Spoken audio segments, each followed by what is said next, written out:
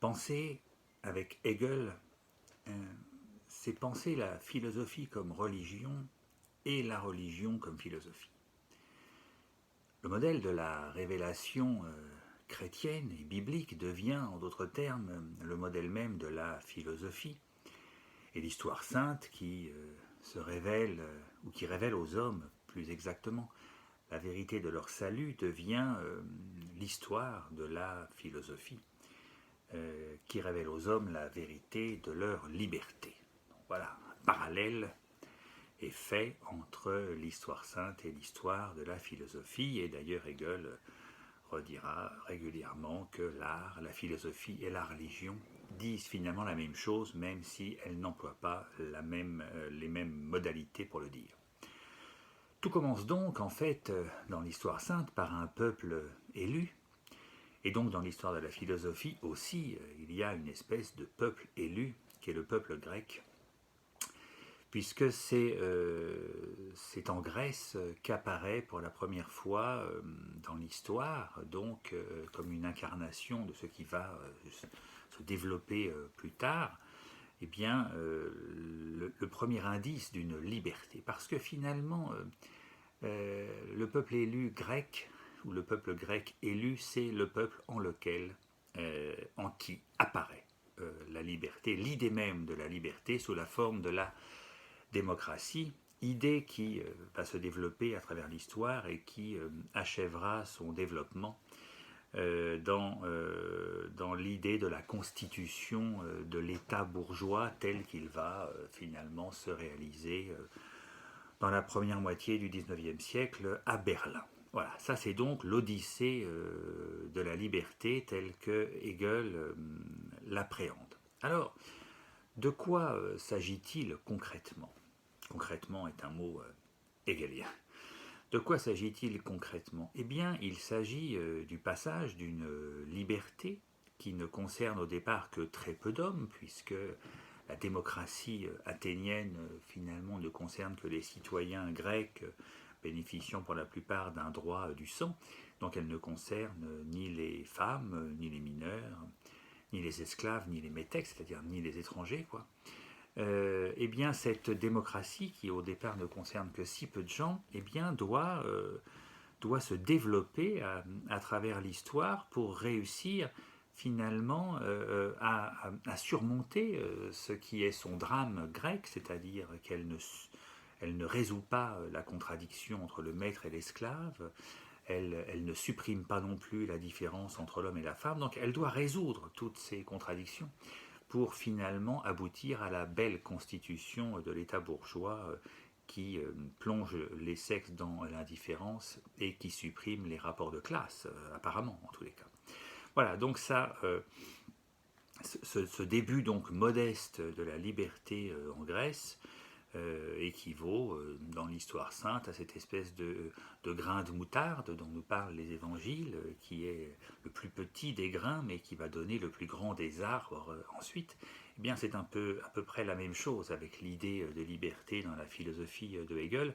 Elle commence extrêmement discrètement en Grèce finalement, pour finir par emporter la totalité de la planète dans son mouvement. Alors évidemment, pour ça, elle doit surmonter un tas d'adversités, un tas de contradictions naturelles, et qui globalement équivalent d'ailleurs à surmonter l'ordre de la force pour lui substituer l'ordre du droit.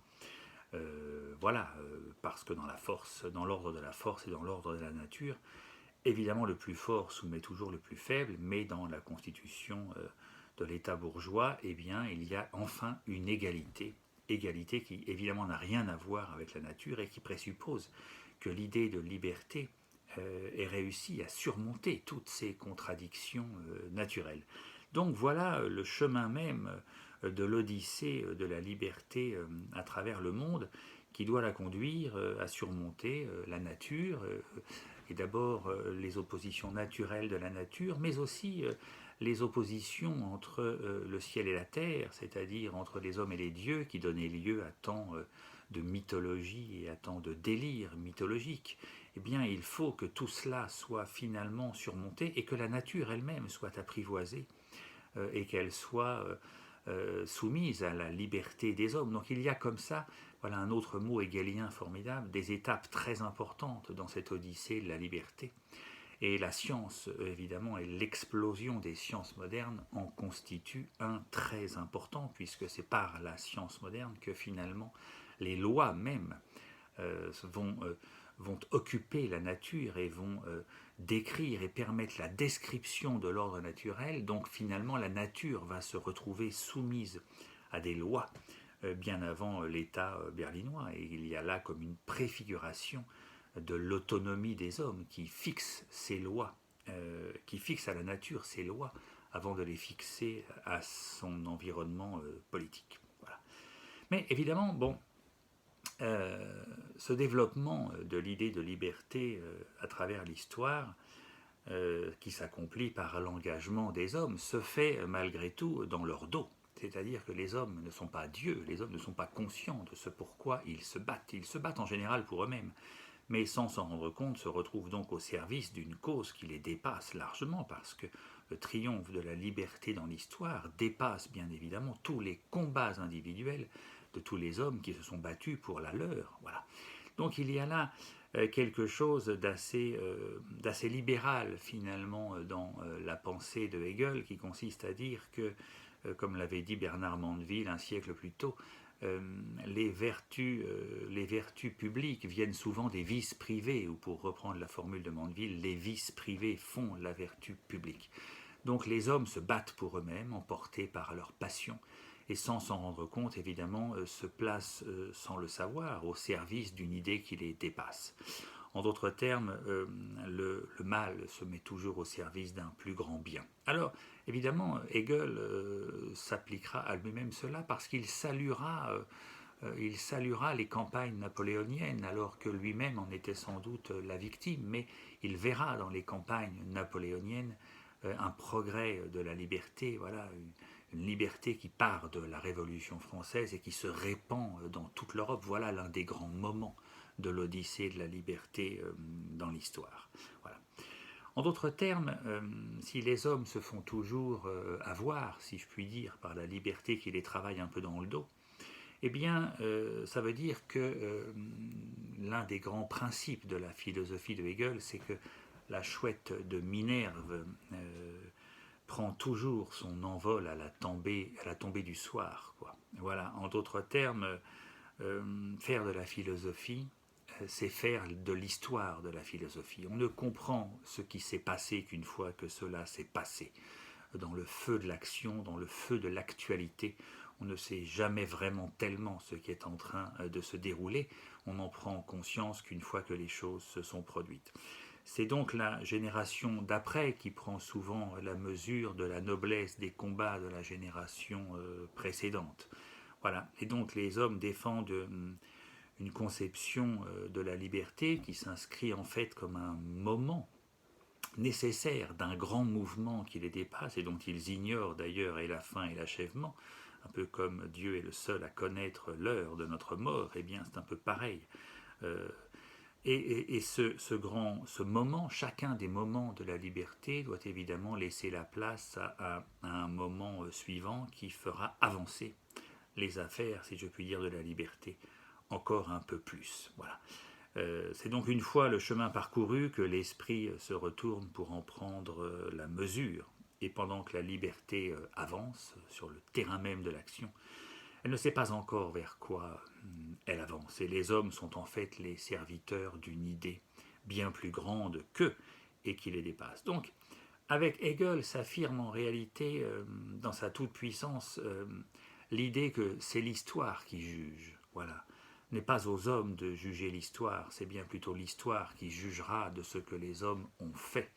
Voilà. Et du coup, c'est avec lui aussi que se fait jour l'idée qu'il faut pardonner le mal de l'histoire, puisqu'en réalité, bien sûr que les hommes se font du mal, mais c'est tellement toujours au service d'un plus grand bien qu'il faut savoir le leur pardonner.